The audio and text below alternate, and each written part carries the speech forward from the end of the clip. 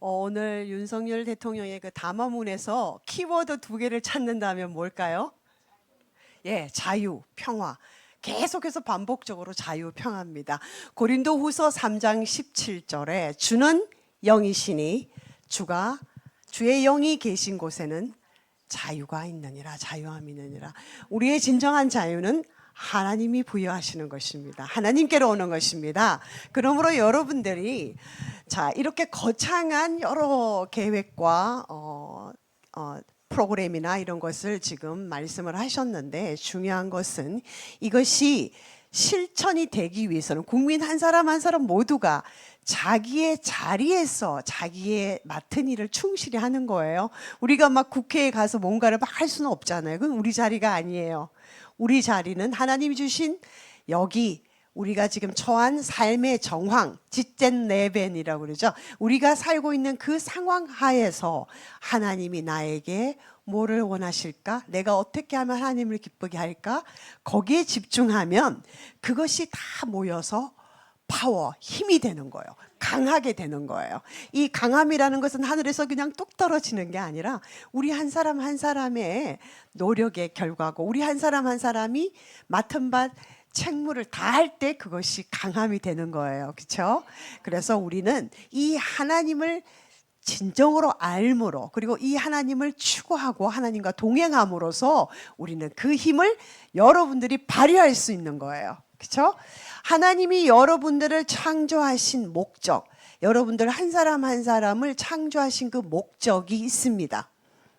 하나님께서 그 목적, 여러분을 통한 창조의 목적을 이루시는 것이 여러분의 삶의 가장 베스트죠.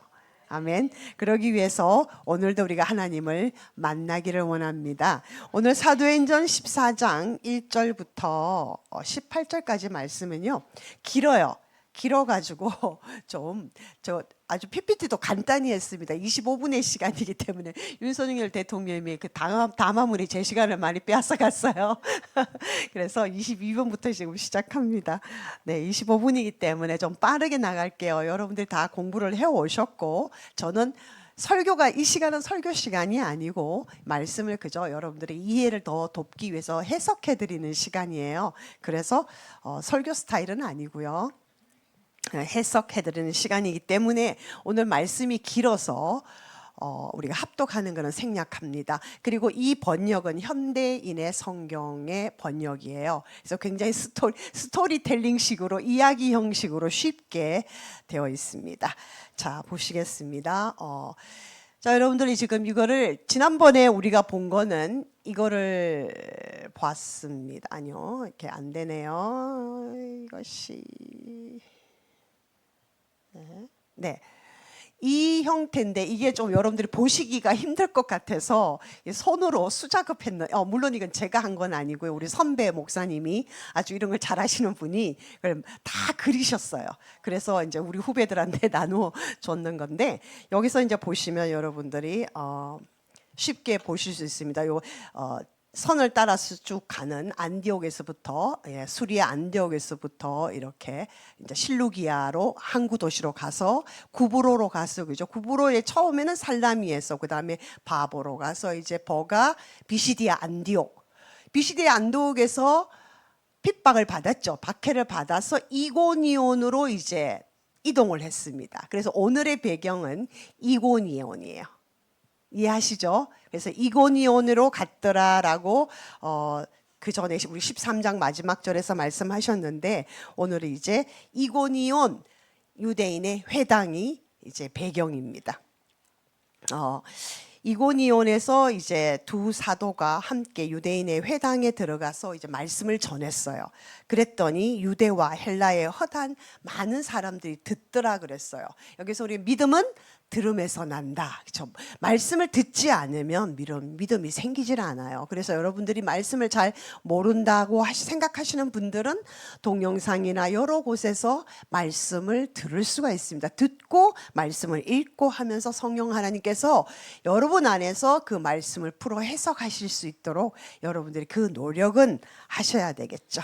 자, 2절에서, 자, 그러면 이번 역으로 볼까요?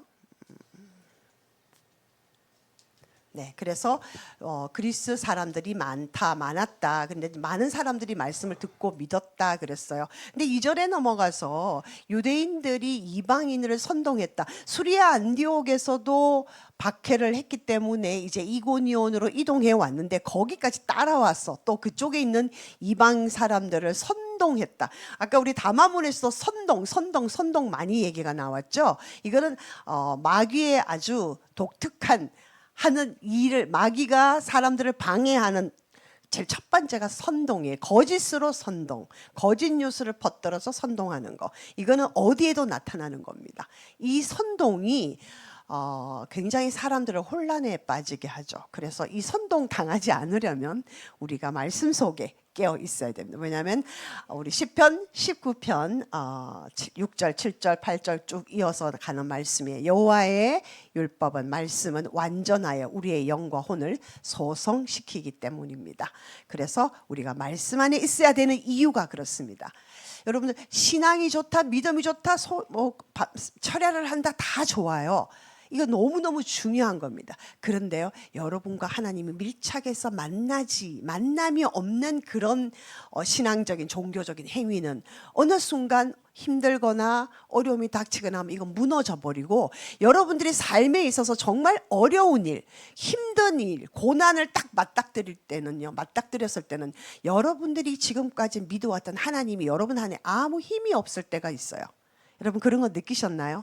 나는 열심히 정말 몇십 년 예수님을 믿었는데 정말 막상 가정 안에서 어떤 가족 안에서 뭐 어떤 어려운 일이 생겼을 때는 나는 나의 믿음이 하나도 없는 걸 발견하는 거예요. 아니 내가 이때까지 몇십 년 예수를 믿었는데 왜 나 안에서 이 하나님은 하나도 힘이 없을까?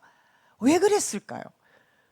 우리는 관념적으로 그냥 이렇게 종교 행위적으로 기도하고 말씀 보고 이렇게 했지, 정말 내 마음을 강력하게 터치하는 하나님과 나의 1대1의 맞닥뜨림. 다시 말해 사도 바울의 경우 같으면은 다메섹에서 주님을 강력하게 확 만나는 역사, 그것이 없으면요, 물론 그것은 사람마다 다 달라요. 근데 어느 순간 인생에 어떤 그런 팍 스파크가 일어나는 그런 게 없으면요, 하나님을 인격적으로 만났다라고 말할 수 없어요.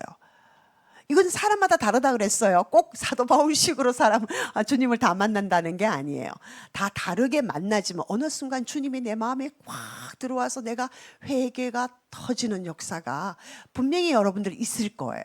그렇게 됨으로 주님과 인격적인 만남이 일어나는 거예요. 근데 이 인격적인 만남이 없으면 그냥 관념적으로 나도 모르는 사이에 매너리즘 안에서 종교 행위를 할 수밖에 없어요. 그래서 여러분들 그 미켈란젤로가 그림을 아주 잘 그렸죠. 그 사람이 지은 천지창조에 보면요, 하나님과 아담이 이렇게 손을 이렇게 맞닿는 그 부분이 굉장히 유명한 그림이에요. 하나님과 인간인 아담이 통하는 거예요. 만남의 역사가 여러분들 있기를 원합니다. 여러분 안에 혹시라도 이런 간절함이 이렇게 이런 만남의 간절함이 없었다라면 이제 하나님, 나도 하나님을 깊이 만나고 싶어요. 성령님 저를 도와주세요라고 진솔하게 엎드리시면, 하나님 앞에 엎드리시면 여러분 만남의 역사가 있을 줄 믿습니다. 그것이 성경이 말하고 있어요. 제가 말하는 것이 아니라. 네, 넘어가겠습니다. 3절에 가서 바울과 바나바가 그곳에 오랫동안 머물러 있었다 그래요.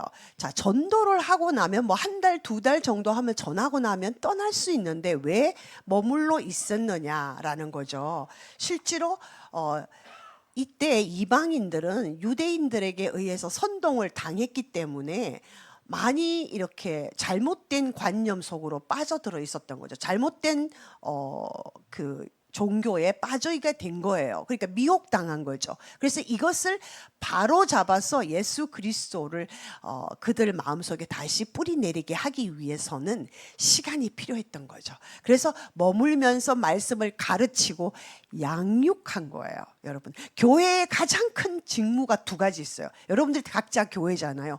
여러분들이 하셔야 될 가장 큰 직무 두 가지. 하나는 전하는 것. 이건 예수님의 명령이에요. 그리고 전하다면 전하는 것으로 끝나는 게 아니라 양육을 하셔야 돼요. 그가 잘 자라고 있는지. 그래서 우리 이 바울의 1차 전도 여행에서도 네, 1차 전도 여행에서도 처음에는 이렇게 구브로를 통해서 이렇게 올라갔다가 이제 더베까지 갔다가 루스라 더베까지 갔다가 다시 이고니온을 해서 다시 돌아옵니다. 돌아올 때 자기가 전한 그 선교지를 다시 방문해요. 구브로만 빼고 이번에는 바로 왔지만 쭉 다시 왔던 그 길을 되돌아가면서 제대로 말씀이 전해졌는지 그리고 신앙생활을 하고 있는지 그것을 점검한 거예요.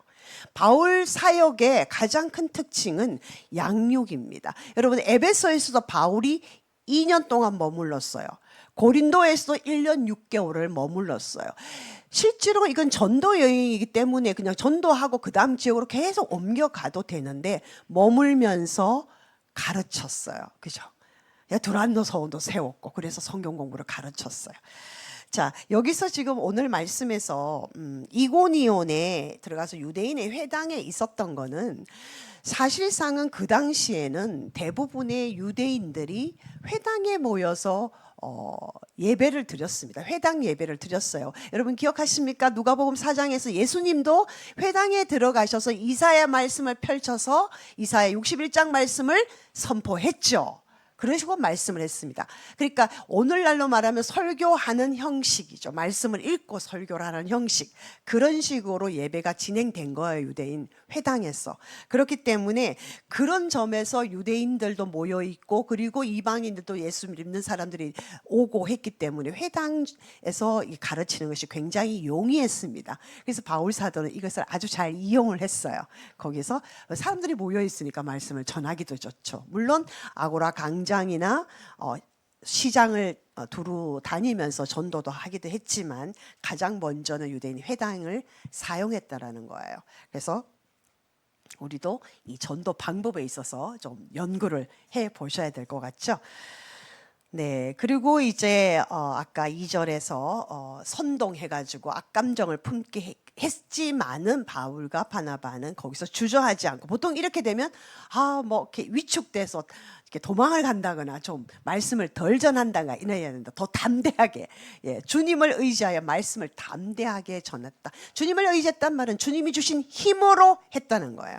예수님의 힘이 있잖아요. 예수 그리스도 이름 앞에 하늘 위에 있는 자들과 땅 위에 있는 자들과 땅 아래에 있는 모든 자들이 무릎을 꿇게 되어 있기 때문에 그 힘을 의지하여 시편 18편에 말하면 주를 의지하여 담을 뛰어넘나이다.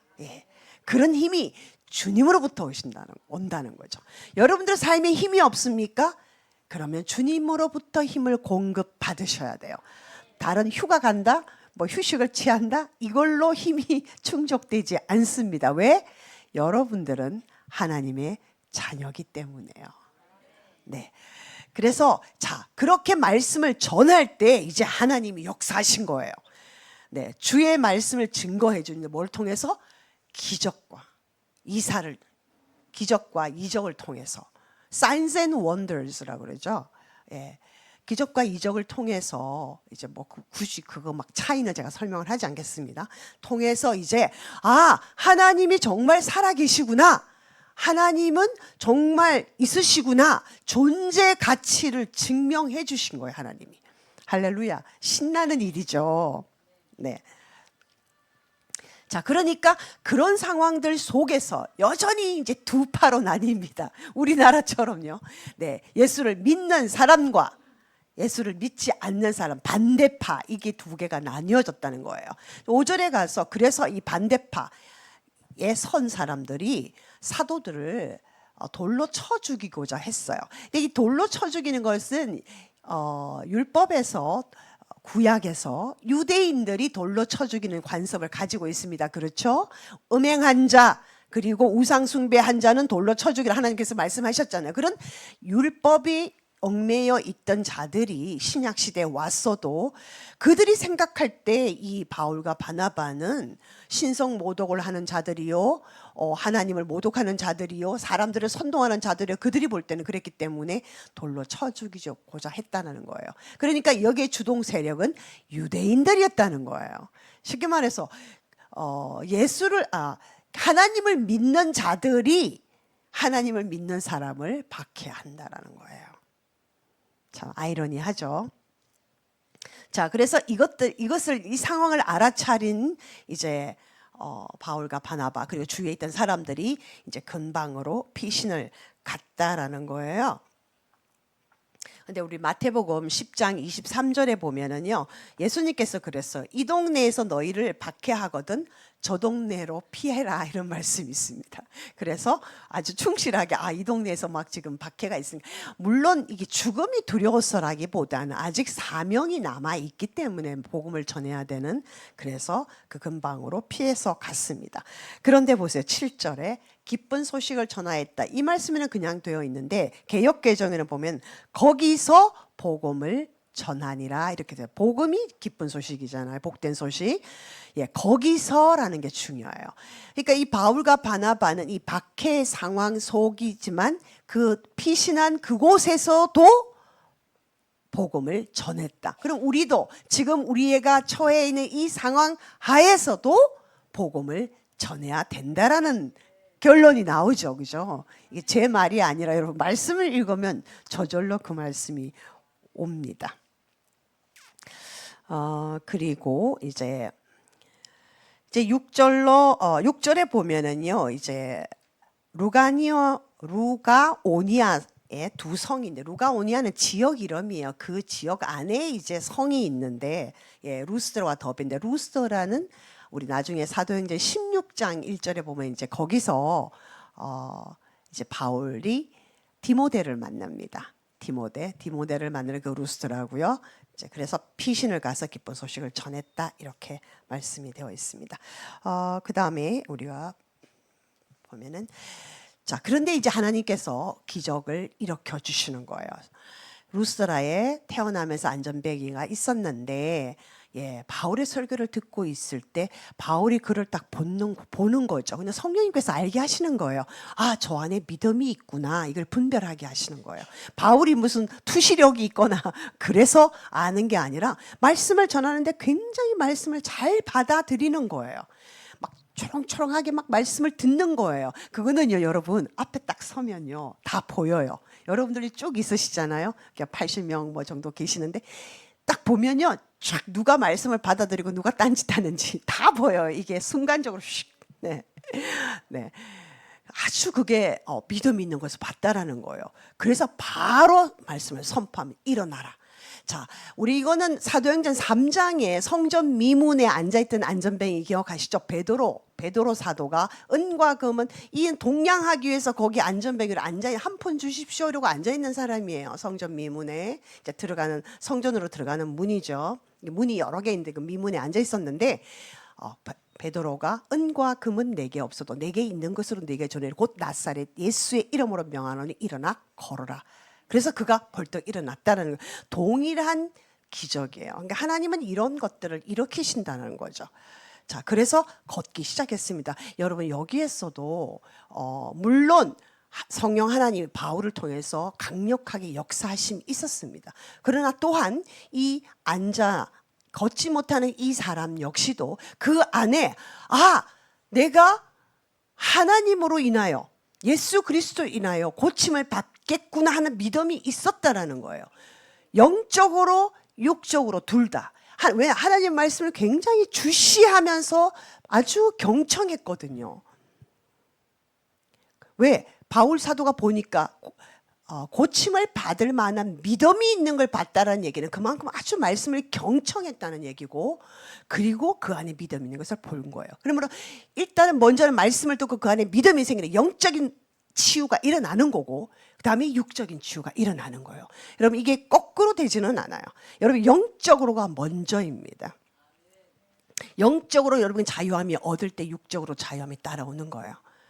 영적인 것이 우선입니다. 여러분들이 영이 하나님의 지배하신 성령님 계시는 이 영역이, 그다음에 우리의 혼, 지정의가 있는 혼, 그리고 우리 육체를 지배하도록 만드는 것이 가장 베스트, 가장 좋은 방법입니다. 자, 그래서 일어나게 되었습니다. 자, 이것을 본 사람들이요, 루가오니아의 이 사람들이, 여기는 원래 이제 헬라어, 라틴어 뭐 이런 게 있었을 말로 썼을 때 그 당시 너무 놀라면 여러분 자기 지방 방언이 튀어나오잖아요. 이제 서울말을 우리가 다 쓰려고 하지만 저도 경상도이기 때문에 저는 급하면 경상도 말이 빨리 튀어나와요. 엄마야, 놀랄 때 엄마야 뭐 이러죠. 네, 그리고 여러분들의 그 또 어디서 함경도에서 오신 분, 뭐 평안도에서 오신 분 다 자기 방언이 먼저 튀어나와요. 너무 놀라갖고 이제 그런 말로 신들이 우리한테 내려왔다라는 거예요. 그들이 말하는 신은 이제 제우스와 헤르메스인데, 제우스는 하늘과 땅을 다 주관하는 신들을 주장하는, 다시 말해 신 중의 신이라는 얘기예요. 그러니까 그들에게 있어서는 제우스가 하나님이에요. 예. 그러니까 이 제우스가 막 안전뱅이에 일어나는 기적을 보고는 와, 바나바를 제우스라고 그랬고, 그 다음에 헤르메스는 원래는 이제 뭐 여행이나 웅변이나 이런 말을 잘하는 그 신이에요. 그래가지고 제우스가 헤르메스를 주로 이제 제우스의 뜻을 헤르메스가 전하는 이 전령의 신이라고 합니다. 그래서 이제 왜냐하면 아마 바울이 말을 주로 했기 때문에, 그죠? 말씀을 전했기 때문에 헤르메스라고 불렀던 것 같아요. 자, 그러니까 이들 편에서 볼 때는 너무 놀란 거예요. 이 기적을 보면서. 그래서 이제 이 제우스 신들의 이제 제사장들이 막 이제 제사를 드리려고 이제 막 쫓아온 거예요.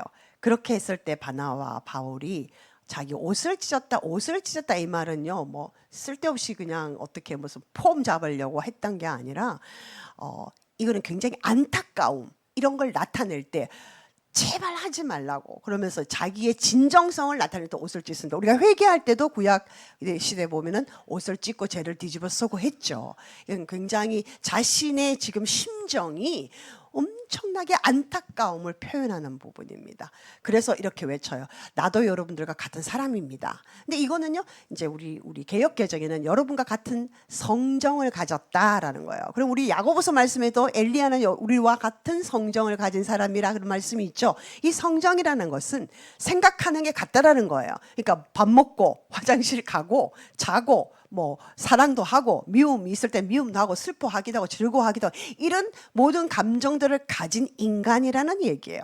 그러니까 바울과 바나바, 우리도 이런 기적을 했지만 이건 사실 우리의 힘으로 한 게 아니라 하나님 역사고 성령 하나님의 역사고 예수님을 통해서 하신 거, 예수의 영이 하신 거기 때문에 우리는 그냥 사람입니다. 우리는 신이 아니에요. 이렇게 하나님의 영광을 가로채지를 않습니다.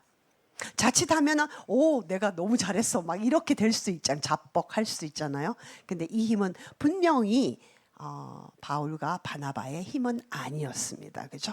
그러면서 이제 하죠. 여러분은 이런 헛된 일을 버려라 그러는 거예요. 쉽게 말해서 여러분들이 생각하는 그런 신 이런 것들 다 버려라. 우상 숭배 버려라. 그리고 하늘과 땅과 바다와 그 가운데 있는 모든 것을 창조하신 하나님을 믿으라는 거예요. 그러니까 우리를 숭배하지 말고 이 우리를 일을 행하게 하신 하나님을 지금 조명하고 있습니다. 그래서 우리는 여러분들에게 이 복된 소식, 기쁜 소식, 굿뉴스를 전하고 있는 겁니다라고 하나님을 전했어요. 자기가 높아지기 전에. 네. 자, 그러시면서 이제 16절 말씀이 나오는데, 자, 이 말씀 우리가 조금 난해하죠. 하나님께서는 과거에 모든 민족이 자기 길을 가게 내버려 두셨다. 우리 개역개정에서는 방임하셨다라는 거예요. 이 말은 뭐냐면 예수 그리스도가 이 땅에 오시기 전까지는 유대 민족은 하나님이 택하셔서 율법을 주셔서 하나님을 알게 하셨지만 그 외 이방인들에게는 아직 하나님을 잘 몰랐어요. 그죠? 그랬기 때문에 하나님을 모르는 상태에서 그 사람들에게 죄를 물을 수는 없잖아요. 그렇기 때문에 하나님이 심판을 유보하셨다라는 거예요. 그러니까 그렇지만 그들이 하나님을 믿지 않은 것이 문제가 안 된다 이 얘기는 아니에요. 분명히 문제는 되지만 거기에 따르는 책임 추궁 심판은 하나님이 유보한 상태로 있었다라는 겁니다. 자, 17절 이 설명이 그래요. 그렇다고 자기를 증거하시지 않는 건 아니다. 물론 하나님의 율법이나 말씀은 직접적으로 이방인들에게 주지는 않았지만 그렇다고 하나님이 자기를 나타내 보이시지 않은 것은 아니다라는 거예요. 나타내 보여주셨다라는 거예요. 그게 뭐냐 하면은 하늘에서 비를 주시고 열매 맺는 계절을 주시고 봄, 여름, 가을, 겨울을 주시고 비가 와서 잘 열매를 맺게 하시고 소출을 거두게 하시고 이런 일을 하시고 자라게 하시고 그렇죠. 우리가 아무리 물을 주고 씨를 심고 물을 주고 김을 매더라도 자라게 하시는 하나님이라고 그랬잖아요. 고린도서 3장에서. 예. 바나바는 심고 나는 물을 주고 자라게 하시는 하나님이다. 그 역할은 하나님의 영역이에요. 하나님이 이렇게 여러분들을 먹이고 입히고 지금까지 인도해 오셨다라는 것을 이 자연의 계시를 통해서 신 하나님을 발견할 수 있었다라는 걸 말하는 거예요. 그러니까 하나님이 특별 계시, 성경은 주시지 않았지만 그 당시에 그렇지만 일반 계시, 자연 계시를 통해서 신이 있구나, 하나님이 있구나 하는 것을 사람들이 알 수 있도록 해 주셨다라는 거예요. 이게 로마서 1장 20절 말씀과도 동일한 말씀이에요. 자, 그래서 여러분에게 음식과 기쁨으로 여러분의 마음을 만족하게 하나님이 하셨다라고 얘기하고 있는 거예요. 그래서 두 사도는 이런 말로 군중들을 말려서 자기들에게 제사를 지내지 못하겠다. 만약에 제사를 받았더라면 이 바울과 바나바도 더 이상 하나님이 쓰실 수 없는 아주 교만한 자리에 가게 됐었겠죠. 근데 아주 중요한 겁니다. 우리가 사람은 존중하고 아주 이렇게 배려하고 해야 되지만 그 사람을 섬기는 대상은 아니에요. 다시 말해서 여러분들이요, 여러분의 남편이나 자녀나 이웃이나 교회 동역자들을 여러분들이 사랑하고 배려하고 섬기는 것은 맞지만요, 그들이 믿을 대상은 아니에요. 믿는 도끼의 발등 찍힙니다. 여러분, 사람은 잘 들으세요. 이 말씀이 그거예요. 사람은 믿는 대상이 아닙니다. 사람은 우리가 사랑해야 될 대상, 존중하고 배려하고 이렇게 케어하는 대상이지 사람을 믿는 대상이 아닙니다. 자녀 믿으셔서 여러분 발등 안 찍히신 분들 여기 계세요? 남편 아내 믿어가지고 그 사람이 여러분들 100% 만족시켰습니까? 다 배반이라고 조금 제가 너무 센데요, 단어가 선택이. 무슨 실망했죠. 예, 나는 당신을 믿었는데 당신이 나한테 어떻게 이럴 수 있어? 이런 말 한 번씩은 다 해보셨을 거예요. 그렇죠? 그렇다고 사람을 이렇게 불신하라 이런 얘기가 아니라 숭배의 대상이 아니라는 거예요. 예배의 대상이 아니라는 거예요. 예배의 대상은 오직 하나님이세요. 아멘. 네. 성부, 성자, 성령 하나님만이 우리의 경배 받으시고 찬양 받으실 만한 분이시라는 거죠.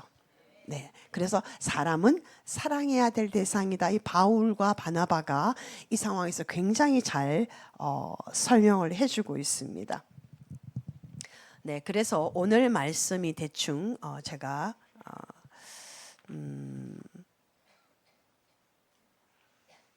네. 혹시 빠진 게 있을까 제가 지금 살펴보는데 아무튼 오늘 말씀이 이 중에서 여러분들 믿음은 들음에서 나는 거다라는 거죠. 네.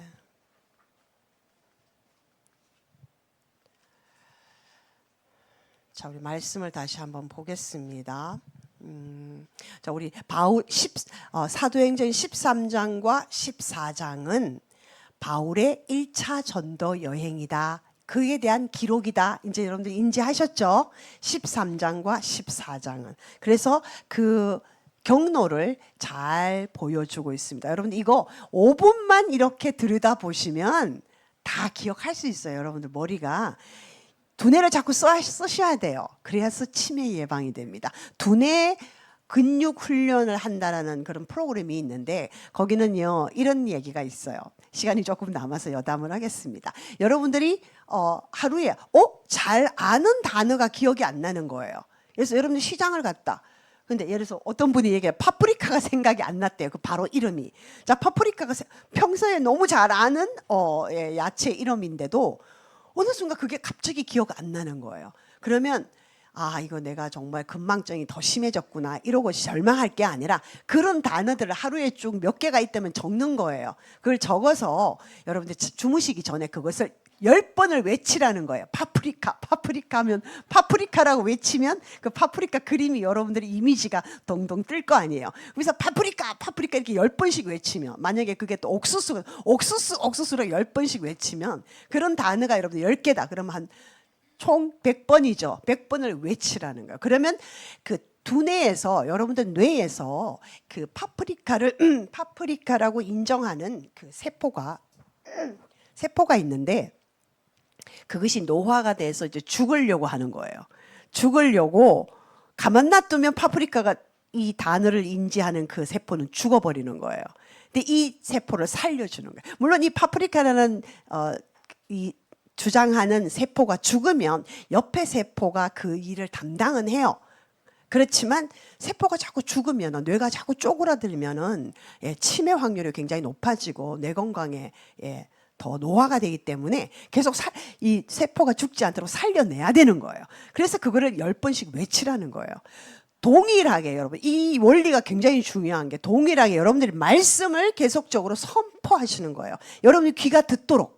그냥 속으로 눈으로만 이렇게 읽는 게 아니라 소리를 내어서 이 말씀을 보실 때 선포하시는 거예요. 그럼 자기가 듣잖아요. 그럼 요즘 핸드폰에 녹음이 됩니다. 그렇죠? 녹음 기능으로 해가지고 자기가 말씀을, 오늘 말씀 기껏해야 1절부터 18절 말씀이에요. 이거를 쭉 읽는 걸 선포하는 거예요. 그러면 이제 길을 갈 때는 어디나 들을 수 있죠, 우리가. 그죠? 그래서 말씀을 계속 선포하는. 그러면 뭐예요? 나의 뇌가 말씀을 기억하는 거예요. 계속 기억하는 거예요. 그렇죠. 그래서 여러분들이 자려고 누웠을 때 잠도 잘 안 오고, 그렇다고 뭔가 하기는 피곤하고 하는 그런 어정쩡한 그런 상황에서 여러분들이 말씀을 떠올리는 거예요.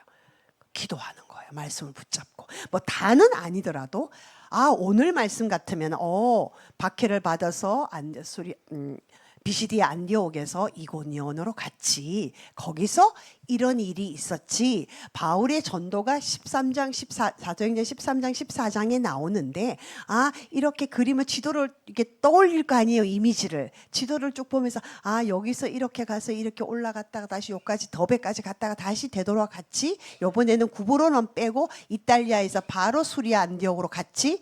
이 그림 바로 눈에 들어오는 거예요. 이미지화 되어 있는 거예요, 여러분들. 그래서 이거를, 아, 그랬구나. 그래서 13장, 14장 이랬는데 14장에서는, 오늘 말씀에서는, 아, 그래, 거기서 회당에서 바울이, 바나바가 이렇게 전도하고 있는데, 아, 유대인들이 와서 막 방해를 하고 선동을 해가지고, 어떤 사람은 말씀을 잘 듣는데 어떤 사람은 선동해가지고 이 두 파가 나뉘었어. 그래가지고 막 돌로 쳐 죽이려고 했을 때, 다른 지방으로, 이제 루스드라와 더베 지방으로 이제 다시 옮겨갔고, 거기서도 말씀을 전했고, 이런 이미지가 쭉 스토리텔링이라고 그래요. 그러니까 이야기식으로 여러분 속에 남아 있으면 돼요. 아주 좋죠. 그래가지고, 자, 여러분들 손주 다 있으시죠? 손주한테 오늘 말씀을 어떻게 설명하실 거예요? 말씀을, 개역개정 말씀을 쭉 읽어. 손주가 아멘 할까요? 못 알아들어. 그럼 뭐 할 거예요? 땡땡아, 복동이로 해요. 복동아, 내가 이야기해 줄게. 옛날에 아주 한 AD, AD도 빼고, 40년, 50년, 60년 그때, 바울과 바나바라는 사람이 있었어. 이건 이름이야. 근데 이 사람들이 하나님의 말씀을 전하러 갔단다. 여행을 떠났어. 이런 건 알아들어요. 4세, 5세면 다 알아들어요. 이렇게 스토리텔링으로 여러분들이 말씀해 주시는 거예요. 또 나이 많으신 분, 무슨 말이지? 아, 뭐라고 못 알아들으신 분들한테 뭐라고 설명할, 이거 갖다 읽어드릴 거예요? 안 돼요. 여러분들의 머릿속에서 이 말씀이 들어가 있어서 사도행전 13장 14장에 바나바와 바울이 전도를 하는 여행을 갔는데, 이런 곳을 갔어. 지방 이름이야, 뭐 외국어 이름이야, 잘 몰라도 돼. 그런데 거기서 이런 일이 일어났어. 그러면 13장, 14장 지명 쭉 경로만 알면 지명에서 거기서 무슨 일이 일어났는 걸 여러분들이 이제 인지를 하시면 돼요. 공부하시면 되잖아요. 그래서 이고니엘에서는 안전뱅이가 있었는데 그 안전뱅이가 일어났어. 그 얘기를 하시면 되는 거예요. 그러면 그거 다 알아들어요. 한국말 하는 사람은 다 알아들었습니다. 영어로 하시든지. 네. 네. 그래서 여러분들 복음은 그렇게 전하는 거예요. 다 막 여러분 앉아 보십시오. 막 이래서 어려운 단어 안 쓰셔도 돼요. 여러분이 소화하셔서 여러분들의 언어로 그 사람의 언어로 알아듣기 쉽게 그 나이에 맞게 전하시는 거예요. 아멘. 그러려면 여러분들이 말씀을 숙지하셔야 돼요. 여러분 딸랑 18절입니다. 여러분 저는 목사지만 큐티 할 때 이렇게 다 적어요. 이렇게. 물론 제 기억을 돕기 위해서도 그렇고 제가 또 여러분한테 말씀을 전해야 되기 때문에 그렇지만 저는 다 적어요. 그때 저한테 주시는 영감 레마의 말씀을 적어서 그러면 이제 한 달이 지나면 이렇게 쭉 다시 복습을 해봅니다. 많은 말씀이 있어요. 내가 어느 정도 실천을 했고 하지 않았고가 체크가 되는 거예요. 여러분 믿음은 하나님과 동행하는 가운데서 나오는 거예요. 네, 하나님과 동행할 때 그 믿음에 가치가 있는 거예요. 살아계신 하나님이 경험되는 거예요. 여러분 살아계신 하나님을 만나지 않으면 애써서 아무리 소리 지르고 기도해도 그때밖에 없어요. 여러분들이 혼자 있을 때 하나님을 생각할 때 주여 하나님 너무 감사합니다. 정말 장미꽃에 가시 주심도 감사하고 내가 지금 숨 쉴 수 있음도 감사하고 내가 이 땅에 올 수 있게 하심을 감사하고 여러분 다 사연이 있으시잖아요. 그 많은 고통 가운데서도 하나님 나를 여기까지 인도하시 그냥 감사밖에 나올 수밖에 없습니다. 여러분 그렇게 할 때 하나님이 역사하시는 거예요. 바울과 바나바가 말씀을 담대히 전하고 그곳에 있으면서 복음을 전하고 양육하고 하는 가운데서 성령님이 역사하셨어요. 그들이 가만히 있는데 성령님이 바로 역사하시지 않았습니다. 여러분들은 심고 물을 주셔야 돼요. 자라게 하시는 이는 하나님입니다. 하나님은 하나님의 일을 하시고 여러분은 여러분의 일을 하시는 거예요. 영역이 나누어져 있습니다. 그렇죠? 네, 우리가 하나님의 영역에 가서 막 잘하게 하는 거 아무리 애를 써도 안 돼요. 제가 좋아하는 어떤 목사님이 이런 예를 많이 들어요. 여러분 이 방에 지금 불을 다 끄면 깜깜하잖아요. 자, 여러분들 시작. 그래서 이제 어두움을 밖으로 퍼내기 시작합니다. 이 어두움을 물리치기 위해서 밖으로 퍼내기 시작해요. 밤새도록 밖으로 여러분들이 어두움을 다 퍼낸다고 치면 밝아질까요? 아니요. 그럼 어떻게 밝아질까요? 불을 켜면 돼요. 불을 켜면 순간에 그냥 환하게 됩니다. 하나님은 빛이세요. 어둠의 사단의 세력은 어둠입니다. 이 사단의 세력과 계속해 싸우고 이 사단아 물러갈지어다 예수 그리스도의 이름으로 물러가. 물론 우리가 축사도 해야 돼요. 그렇지만 이 노력보다는 하나님께로 여러분 달려가서 하나님을 더 믿고 하나님을 의지할 때 하나님이 역사하시면 사단은 깨갱입니다. 아멘. 예수 그리스도 이름 앞에 무릎을 꿇게 하셨습니다. 그 예수 그리스도가 여러분 안에 계시고 여러분을 통하여 역사하기를 간절히 원하십니다. 아멘. 말씀으로 승리하는 여러분 되시기 바랍니다. 아멘.